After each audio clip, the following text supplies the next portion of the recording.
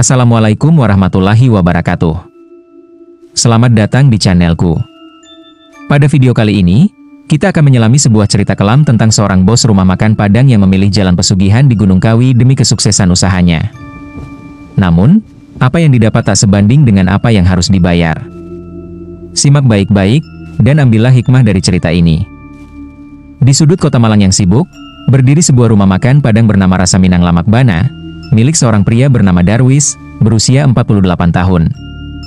Sejak muda, Darwis merantau dari Bukit Tinggi ke Pulau Jawa, membawa semangat dan resep warisan keluarga. Ia memulai dari kaki lima, membawa gerobak berisi rendang, ayam pop, dan gulai tunjang. Namun, seiring waktu, persaingan makin ketat. Muncul rumah makan modern, waralaba, bahkan sesama perantau Minang yang juga berjualan dengan rasa otentik. Omzet Darwis menurun. Sementara anaknya 3, sekolah di swasta, dan istrinya, Marni, terbiasa hidup cukup sejak rumah makan berjaya. Sepertinya, ada sesuatu yang lebih dari sekadar rasa, gumam Darwis pelan sambil menatap warung di seberang jalan. Warung itu tak pernah sepi pengunjung, padahal menurutnya, masakannya biasa saja. Rasa penasaran mulai mengusik pikirannya. Jangan-jangan mereka pakai cara-cara gaib? Sejak saat itu, pikiran Darwis mulai melenceng dari jalan yang semestinya. Suatu malam, seorang pria tua bernama Pak Raji, pelanggan lamanya, datang makan. Wajahnya kurus tapi matanya tajam. Setelah makan, ia berkata lirih. "Darwis, kau ingin warungmu seramai dulu lagi?" tanya Pak Raji dengan nada pelan namun dalam. Darwis mengangguk tanpa ragu, wajahnya menyiratkan keputusasaan. Pak Raji tersenyum kecil, lalu terkekeh. Ada jalannya. Tapi ini bukan untuk orang yang takut risiko. Malam itu mereka duduk berdua cukup lama, berbincang dalam suasana yang makin sunyi. Pak Raji mulai membuka cerita tentang sebuah tempat yang konon menyimpan kekuatan mistis, Gunung Kawi, di Jawa Timur. Tempat itu dipercaya menjadi tujuan para pengusaha yang ingin menggandakan kekayaannya lewat jalur gaib. Sesajinya sederhana, kata Pak Raji. Ayam bekakak, bunga 7 rupa, kemenyan, dan niat yang sungguh-sungguh. Ia menatap Darwis tajam. Tapi ingat, semua itu tidak gratis. Ada harga yang harus dibayar. 2 minggu kemudian, Darwis diam-diam pergi ke Gunung Kawi. Ia pura-pura ke Bandung beli bahan. Tapi nyatanya, mobilnya meluncur ke arah Malang Selatan. Di malam Jumat Kliwon, ia sampai di kaki Gunung Kawi. Suasananya sunyi dan lembab. Di sana, ia ditemui seorang dukun pendamping ritual bernama Ki Sarno. "Siapkah kau memberi apa yang diminta?" tanya Ki Sarno. Darwis mengangguk. Mereka naik ke puncak sambil membawa sesaji, ayam bekakak panggang utuh, bunga kantil, melati, kenanga, serta kemenyan yang terus mengepul. Di sebuah petilasan, Darwis duduk bersila. Ki Sarno memulai ritual. Asap tebal menyelimuti. Angin bertiup dingin. Tiba-tiba, muncul suara berat dari balik kabut. "Kau ingin warungmu selalu ramai ya?" "Bisa saja." Suara itu terdengar berat dan bergema, entah dari mana asalnya. "Tapi sebagai gantinya, setiap tahun 1 nyawa dari sekitarmu akan jadi milikku. Mereka tak akan mati seketika, aku akan menyiksanya perlahan, sampai ajal menjemput." Darwis terdiam. Wajahnya pucat, pikirannya berkecamuk. Tapi ambisinya sudah terlanjur menutupi rasa takut. Akhirnya, ia mengangguk dan berkata dengan suara pelan tapi mantap. "Asal usahaku maju, aku siap." Dan malam itu, perjanjian gaib pun dimulai. Sejak pulang dari Gunung Kawi, hal aneh mulai terjadi. Rumah makan milik Darwis yang sebelumnya sepi mendadak diserbu pembeli. Orang-orang rela antre panjang di luar, bahkan sebelum warung dibuka, sesuatu yang belum pernah terjadi selama bertahun-tahun berdagang. Padahal, resep makanannya tak berubah sedikit pun. Namun para pelanggan terus memuji dengan antusias. Ayam popnya sekarang beda banget, bikin ketagihan. Gulai tunjangnya, astaga, bikin meremelek. Omzet melonjak drastis. Dalam waktu 1 bulan, Darwis berhasil membuka cabang kedua di kawasan Blimbing. Istrinya tersenyum bangga, dan anak-anak mereka kembali bisa bersekolah di tempat mahal seperti dulu. Tapi jauh di lubuk hatinya, Darwis sadar, ini bukan hanya karena rasa. Ada sesuatu yang lain, sesuatu yang tak terlihat, tapi nyata. 3 bulan setelah pesugihan, keanehan terjadi pada Yanto, keponakan Darwis yang bantu di dapur. Yanto mulai sering melamun, bicara sendiri, dan melihat bayangan hitam di dapur saat tengah malam. Ada yang bisikin aku dari tumpukan ayam di freezer, katanya suatu hari. Tiba-tiba, ia jatuh sakit. Dokter bilang tidak ada penyakit. Tapi Yanto makin kurus, tak bisa tidur, dan selalu teriak setiap malam. 6 minggu kemudian, Yanto meninggal. Tubuhnya tinggal tulang. Darwis menangis di makam Yanto. Tapi di balik tangisnya, ada bisikan. Tumbal pertama sudah lunas. Jangan sampai lupa sesaji tiap Jumat Kliwon. Memasuki tahun kedua, rumah makan Padang milik Darwis menjelma menjadi salah satu yang terbesar di Malang. Ia sudah memiliki 4 cabang, plus usaha catering pernikahan yang laris. Namanya bahkan sempat dimuat di koran lokal sebagai pengusaha kuliner sukses dari nol. Namun, saat kejayaan menanjak, tumbal kedua datang, kali ini, istrinya sendiri, Marni. Semua bermula dari hal-hal ganjil. Marni mulai sering mengalami mimpi buruk. Ia mengaku melihat sosok laki-laki besar, berkulit hitam legam, duduk di atas ranjang mereka, menatapnya tanpa berkedip. Setiap malam, ia juga mencium bau daging gosong dari dapur, meski tak ada yang memasak apapun. Darwis tahu persis apa yang sedang terjadi. Ia sudah memperkirakan ini. Tapi rasa bersalah tak cukup kuat untuk menghentikan semuanya. Ia mencoba menasihati Marni. Shalatlah lebih rajin. Banyak-banyak berdoa, minta perlindungan Allah. Tapi Marni justru tersinggung. Aku gak pernah buat salah apa-apa. Jangan ajari aku seolah-olah aku anak kecil, bentaknya tajam. 2 bulan kemudian, Marni terjatuh dari tangga. Kakinya patah. Sejak itu, kesehatannya terus menurun. Tubuhnya menghitam perlahan, seperti terbakar dari dalam, meski tak ada luka di permukaan kulit. Hingga akhirnya, Marni meninggal dunia, dengan wajah tegang dan mata membelalak ketakutan. Darwis mulai gelisah. Meskipun ia selalu menaati syarat perjanjian, rutin naik ke Gunung Kawi setiap 6 bulan untuk memperbarui sesaji, ketakutan kini mulai menghantuinya. Ia sadar, setiap kali bisnisnya naik, selalu ada kematian yang mengikutinya. Kini, bayang-bayang tumbal berikutnya mulai tampak, dan itu bukan orang jauh. Rico, putra sulungnya yang sedang kuliah semester 4, mulai menunjukkan gejala yang membuat bulu kuduk berdiri. Ia tiba-tiba berubah jadi anak yang pendiam, tertutup, dan sering menyendiri di kamar. Di dinding kamarnya, ia mulai menggambar sosok-sosok mengerikan, makhluk tinggi, bertanduk, bermata merah. Lebih menakutkan lagi, Rico sering terdengar mengigau dalam tidur. Tapi bukan seperti orang mimpi biasa, ia seolah berbicara dengan sesuatu. Dalam bahasa yang tak sepenuhnya dimengerti Darwis. Ketakutan menjeratnya.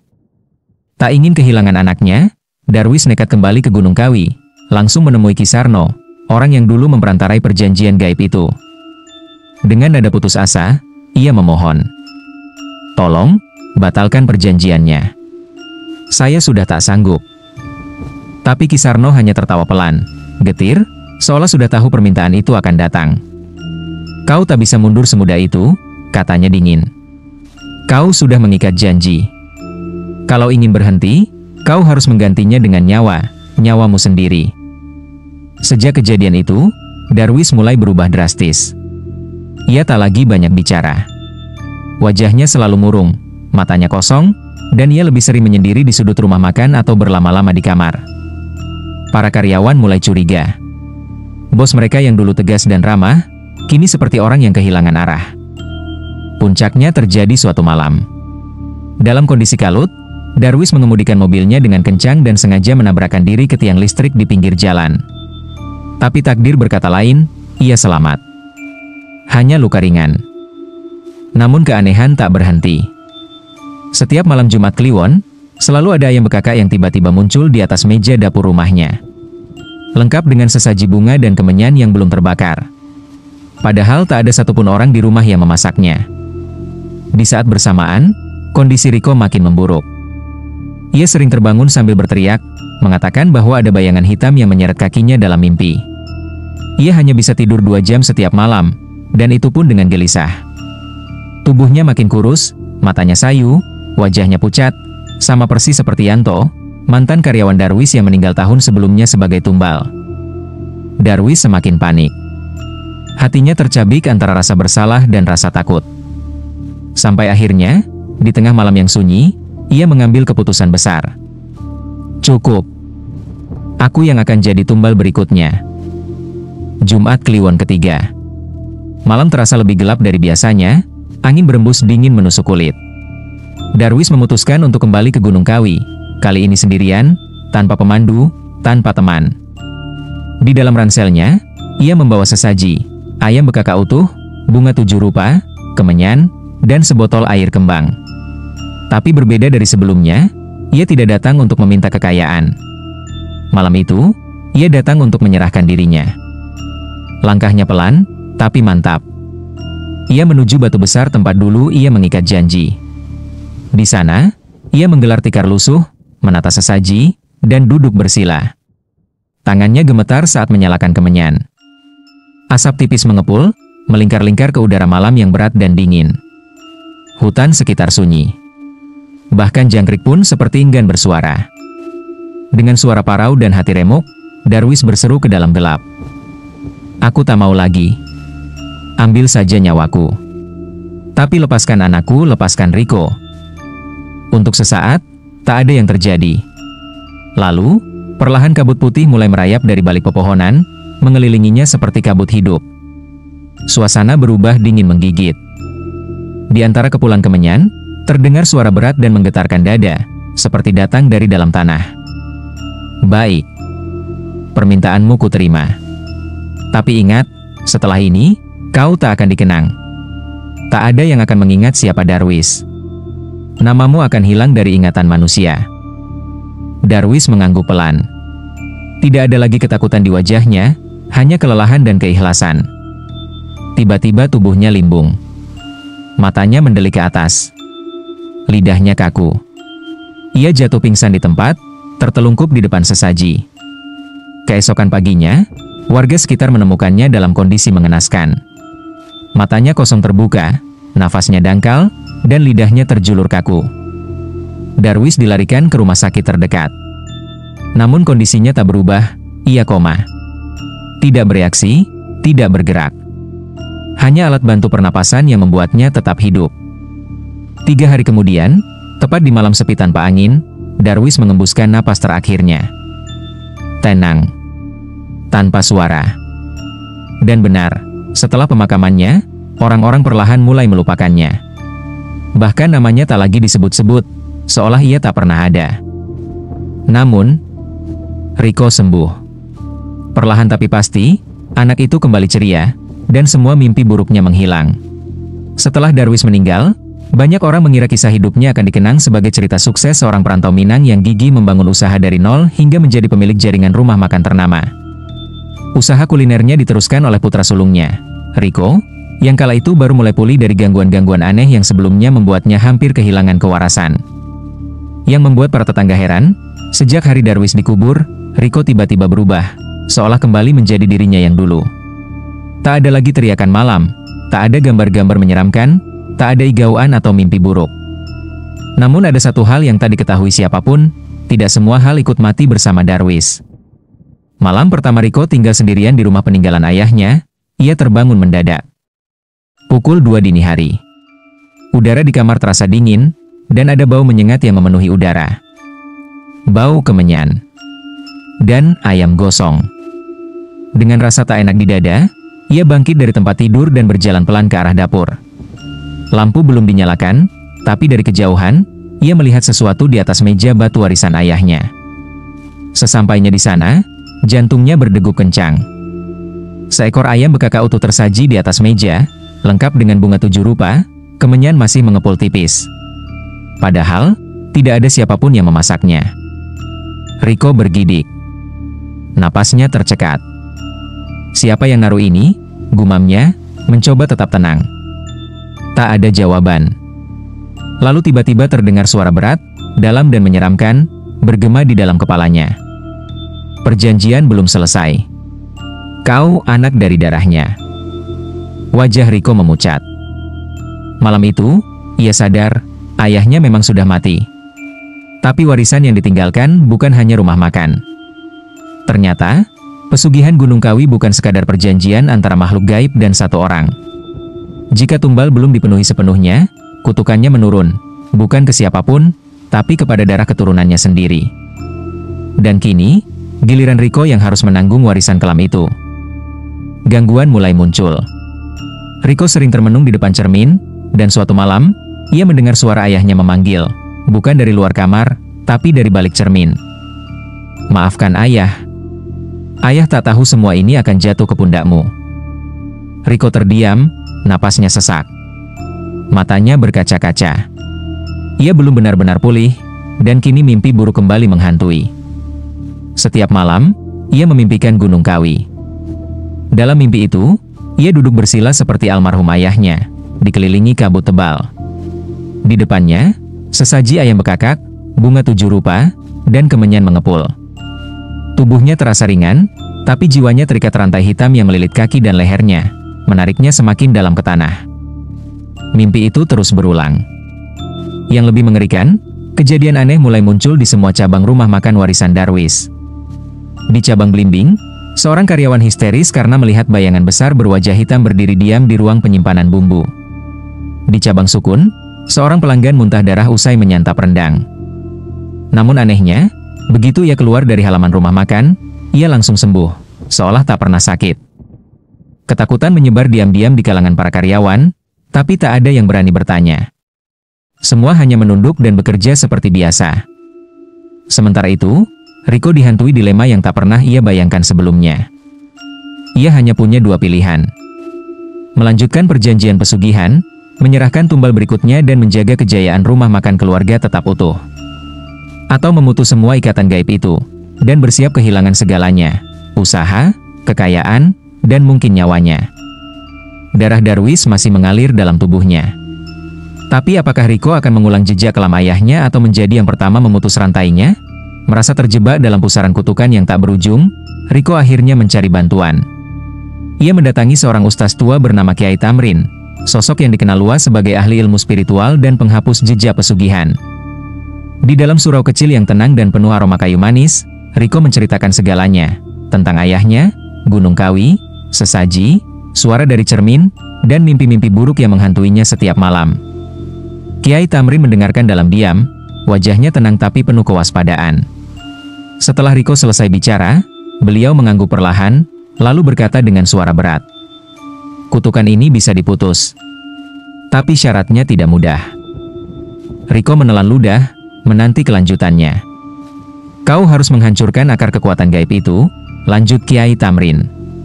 Cabang utama rumah makan, tempat pertama perjanjian itu dilaksanakan, harus dimusnahkan.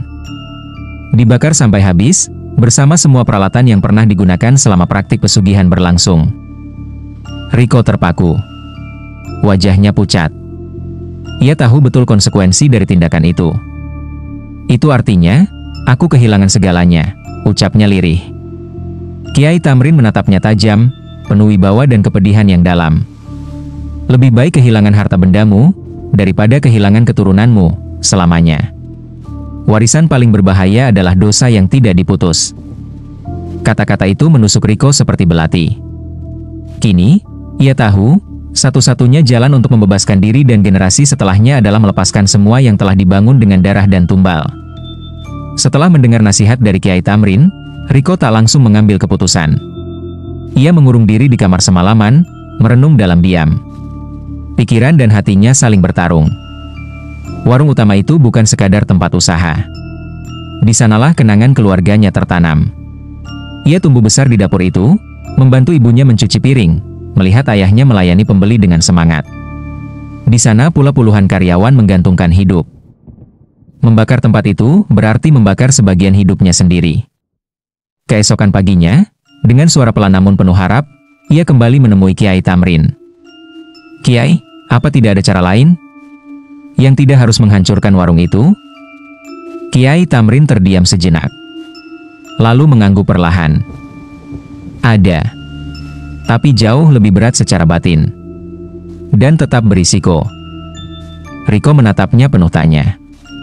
Kau harus melakukan ritual pemutusan di Gunung Kawi itu sendiri, jelas Kiai Tamrin. Di tempat ayahmu pertama kali membuat perjanjian. Kau harus membawa semua benda yang terlibat dalam sesaji pertama. Terutama satu benda paling penting, sebuah keris kecil berbalut kain kuning. Itu penanda awal perjanjian pesugihan ayahmu. Riko mengangguk pelan. Ia tahu harus mencarinya. Keris itu disimpan di tempat yang tak banyak diketahui orang, dalam laci terkunci di warung utama, tersembunyi di balik tumpukan buku lama dan catatan keuangan lawas. Itu laci yang hanya ayahnya yang pernah buka. Setelah mencari cukup lama, akhirnya Riko menemukannya. Tangannya gemetar saat membuka lipatan kain kuning tua yang sudah berdebu. Sebuah keris kecil berwarna kehitaman, dengan gagang kayu hitam yang dingin, terbungkus rapi. Begitu menyentuhnya, Riko tersentak. Seketika hawa panas menjalar di telapak tangannya. Seperti bara api yang membakar dari dalam, namun tak meninggalkan luka di kulit. Tapi sensasinya nyata. Ini dia, bisiknya, nyaris tak terdengar. Akar dari segalanya. Ia tahu, tak ada jalan kembali. Perjalanan ke Gunung Kawi tak hanya akan menjadi perjalanan fisik, tapi juga perjalanan spiritual untuk memutus rantai kutukan yang mengikat darahnya. Malam Jumat Kliwon. Angin dingin menyusup di antara kabut tebal yang menyelimuti jalur menuju puncak Gunung Kawi. Di bawah langit yang mulai berawan, Riko melangkah mantap, ditemani Kiai Tamrin dan 3 orang saksi, para santri kepercayaan sang Kiai. Di punggungnya tergantung ransel berisi sesaji pemutusan, air dari 7 mata air yang disucikan, bunga 7 rupa, dan, yang paling penting, keris kecil milik almarhum ayahnya, yang menjadi simbol awal perjanjian pesugihan. Sesampainya di puncak, di tempat yang sama di mana ayahnya dulu memulai segalanya, mereka menggelar tikar putih. Di tengahnya, Riko duduk bersila, dengan keris diletakkan di depannya. Kemenyan dibakar, asapnya mengepul membentuk pusaran yang mengelilingi mereka. Bau wangi yang menyengat mencampur dengan hawa mistis di udara. Kiai Tamrin mulai membacakan doa dan ayat-ayat suci. Suaranya dalam dan tegas, mengisi udara malam dengan gema yang menggetarkan dada. Angin tiba-tiba bertiup kencang. Langit yang semula hanya berawan kini tampak menggulung hitam, seolah menyaksikan ritual penting itu. Tiba-tiba tanah di bawah mereka bergetar pelan. Getaran itu bukan dari alam biasa. Lalu, suara berat dan dalam terdengar dari balik bumi, suara yang pernah didengar Darwis dahulu, kini menyapa sang anak. Mengapa kau bawa darah dagingmu kembali ke sini? Riko menggertakkan gigi, mencoba menahan gemetar. Tapi suaranya tetap tenang. Aku datang bukan untuk meminta, tapi untuk mengakhiri. Ambil kembali perjanjiannya. Tapi hentikan kutukan ini. Jangan ikuti keturunanku lagi.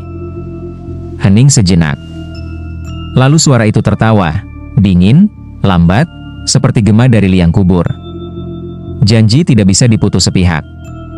Tapi, kalau kau kembalikan inti perjanjian itu, maka kutukan berhenti di kamu. Kiai Tamrin menoleh, menatap Riko dengan tatapan tegas. Sekarang, masukkan keris itu ke dalam tanah. Siram dengan air dari 7 mata air. Tutup dengan bunga 7 rupa. Dan ingat, jangan menoleh ke belakang saat kau pergi. Apapun yang kau dengar. Dengan tangan gemetar, Riko mengambil keris itu. Saat jari-jarinya menyentuh logamnya, hawa panas menjalar lagi, lebih kuat dari sebelumnya. Ia menggali tanah dengan tangan kosong, membuat lubang kecil. Lalu menanam keris itu di dalamnya. Begitu keris menyentuh dasar tanah, suara jeritan panjang menggema dari perut bumi, jeritan yang tak seperti manusia maupun binatang. Jeritan itu terdengar kesakitan, atau mungkin kehilangan. Tanah sedikit merekah, seperti napas terakhir dari entitas yang terkubur di dalamnya, lalu menutup rapat dengan sendirinya. Riko menyiramnya dengan air dari 7 mata air. Lalu menaburkan bunga 7 rupa di atasnya. Ia berdiri perlahan. Tanpa berkata apapun, ia membalikkan badan, dan menuruni bukit tanpa menoleh.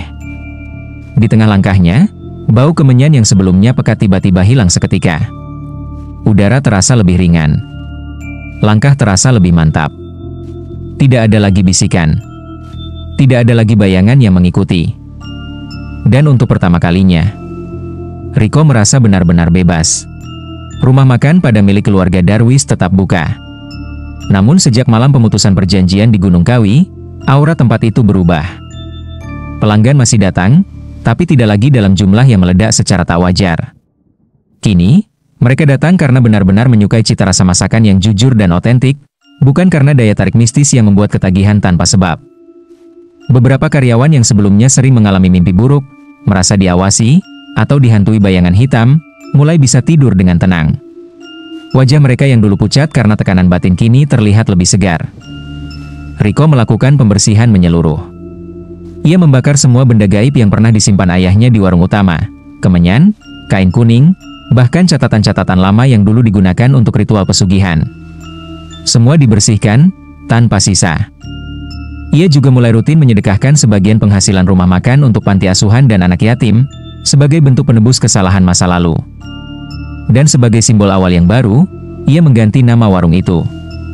Dulu dikenal dengan nama yang mengangkat pamor Darwis, kini papan nama baru terpajang jelas di depan. Lamak nan halal. Artinya, lezat dan halal.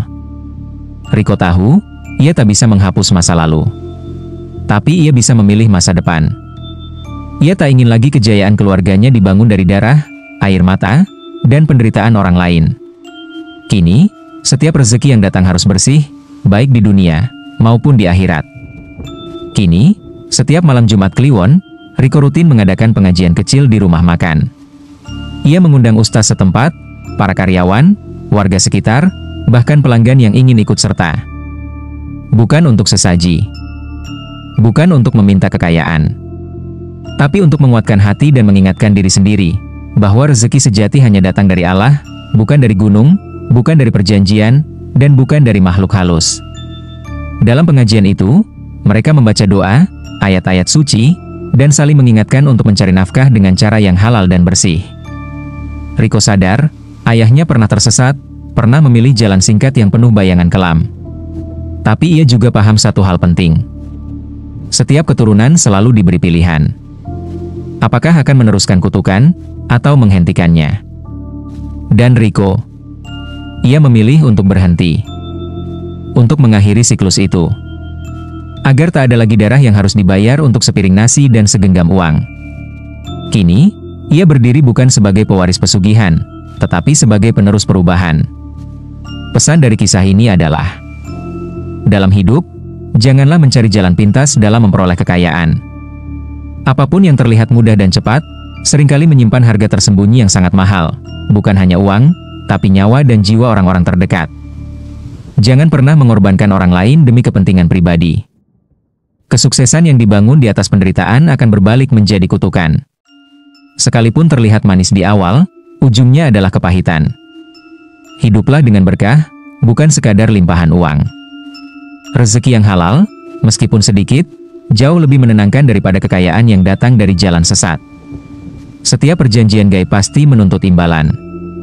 Kalau bukan sekarang, nanti. Kalau bukan kau, bisa jadi anakmu, istrimu, atau orang terdekatmu. Dan ingatlah, dosa orang tua bukan kutukan yang harus dilanjutkan oleh anak. Setiap keturunan punya pilihan. Jangan takut memutus rantai kegelapan demi menerangi masa depan.